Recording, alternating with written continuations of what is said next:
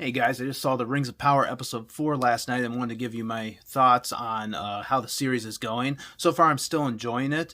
I think that we're about halfway though, and I'm wondering how are they going to tie this up with only 4 episodes remaining. So let me talk about each story that's going on real quick.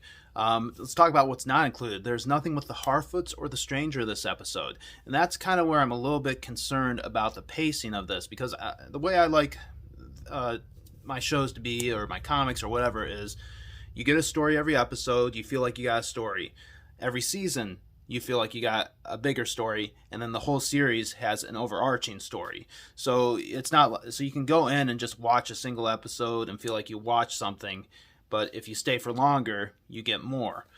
And I'm wondering if they're going to have something that feels like a whole story by the time we hit the end of this season, which is only 4 episodes away, for each of these stories, these cultures that's going on, because we only have 8 episodes. It's not a long season, even though they are kind of long episodes. Galadriel is going to be in every episode, but so far the dwarves has missed 2 episodes. The Harfoots have missed 1 episode. I can't remember if Arondir has missed an episode or not, but I know Bronwyn, his friend, has missed an episode. And I'm just wondering, are they going to be, if everybody gets an average of 6 episodes aside from Galadriel, that's not a lot to tell a story in. That turns out to be epic for the season. So a little bit worried there, but we'll see what happens there.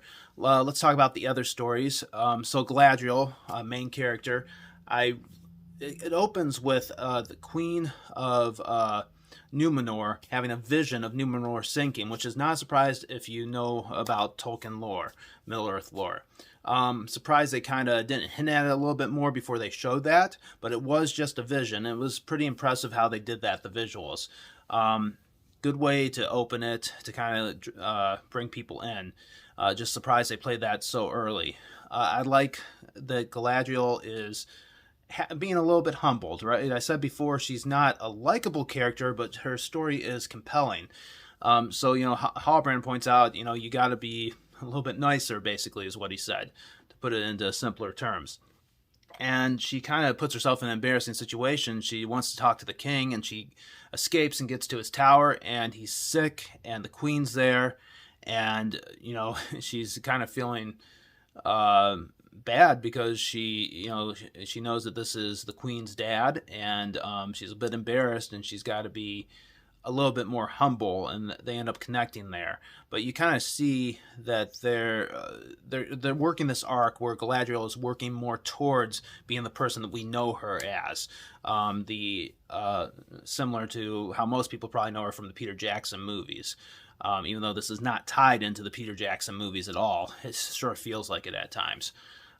So I like that they're doing that arc. It's better than her just starting out perfect and exactly like that and her character not going anywhere. I know people complain about it, but I want to see that arc. I want to see that change. If she was just like how she was in there, then why are we watching it? Other stories that we're having, I'm really enjoying, probably one of my favorite stories is the story of Elrond and Durin and Disa, seeing their friendship evolve and seeing them interact with each other. All great characters. And I just like the camaraderie there. Really like Durin. Durin, is he the fourth? I'm not sure. There's 2 Durins right now, which I know is another point with Tolkien fans. But, and just the underlying thing of that Durin's dad, Durin the third, I think, if I'm not getting the numbers right, doesn't trust Elrond for coming there, that there's not some ulterior motives. Right now he's focusing more on, I think it's maybe Elrond's okay, but the guy who sent him, which was it Celebrimbor? Brimbor? I can't quite remember. Maybe he's up to something. Or maybe, was it Gilgalad? I'm really bad with these names. Might be up to something. So you see this interaction between the father and the son, Durin's, okay, go check it out. I'm wondering how that's going to play out once Elrond finds out he's being spied on, that he came with good intentions, and now it seems like Durin's kind of working for his dad, but he wants to be friends with Elrond. I want to see what happens there. Also, great scene between the 2 Durins. Really heartfelt moment where after Elrond kind of explains his relation with his dad, Durin goes back and apologizes to his dad. Really loved that scene and how that played out. The other story is Arondir, the elf that was captured, and apparently I had no idea what was going to happen here because my prediction was they were going to torture him for a while and turn him into an orc. Well, he ends up meeting Adar, which is kind of the leader of the orcs. But the weird thing about Adar is that he's an elf. So why is this elf leading the orcs using a name, Adar, that means father? And they seem to have this fatherly affection. Really like that character as far as potential for a villain, kind of the creepiness, but also he had this kind of sentimentality for the orcs.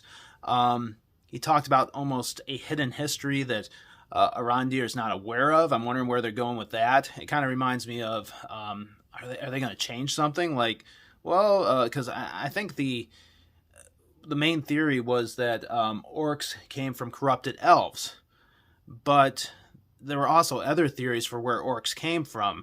If I remember right, Tolkien, he may not have ever finalized that. He had a couple things going. There might have even been a time where they were corrupted men. He had to change things around. I don't know if he ever settled on what their origin was.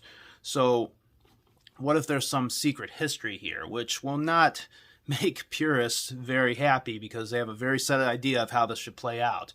It kind of reminds me of years ago, there was a Spider-Man story where they said his origins, it was by J. Michael Straczynski, his origins might not be tied to science, it might be tied into magic somehow, and people went crazy. And this was years ago. I think there was the internet, but it was not as active as it was today. And I can just imagine the internet kind of blowing up. People are already upset about a lot of stuff about this show. If that turns out being the case where they change something in the origins, but I want to see what's going on there. I'm okay with that if the story ends up being good. We also I'll come back to, so this ties into another story. Instead of corrupting him, they send him back with a message to the people that are hiding from the orcs. And before we get there, we see Theo, and he's going to get food against his mother's wishes, and he's almost killed by a bunch of orcs. He ends up using that sword that he stole, and it looked like it stabbed him, and then it started growing again. I don't know if he intentionally did that, or if the sword itself somehow did it, but he ends up hiding, and then Arondir ends up saving him. And there's a great chase scene where I'm like, are they going to kill Arondir this quick and just because they already have too many characters, so I wouldn't be surprised if they killed somebody off to just sort of streamline things. But they get to this beautiful scene, they make it to a clearing, and the sun comes out, and the orcs, of course, can't, be in the sun, it burns them. I love that. I love the imagery, the image that was there. And then we get this weird, they get back, and we hear that this old man knows that Theo took the sword, and implies that Sauron or somebody is coming for him and to be ready. So what's going to happen to him is I've struck out on all my theories. I struck out on my Stranger theory because I thought he was evil, but then now it looks like he's good. I struck out on Arondir thinking that he was going to be turned into an orc. At least that didn't happen, at least right now. But is Theo going to be one of the Nazgul? I mean, that kind of reminds me of a Nazgul type sword, and it kind of, did it infect him or something? I don't know. But we also get this part where Arondir reveals to Bronwyn that basically the orcs, Adar wants the people to surrender and pledge their loyalty to him. So left with a bit of a cliffhanger. Like I said, I'm overall enjoying this. I want to hear what you think. What are your theories on what's going to happen next? What's going to happen with Theo and that sword? Because is he going to be a Nazgul? Do you have any clue as to what's any of the other mysteries? I know we didn't hear the Stranger, but what do you think's going to happen? Let me know in the comments and let me know what you're thinking. All right, guys, thank you. This is getting long, so I'm going to head off. Thank you so much for listening.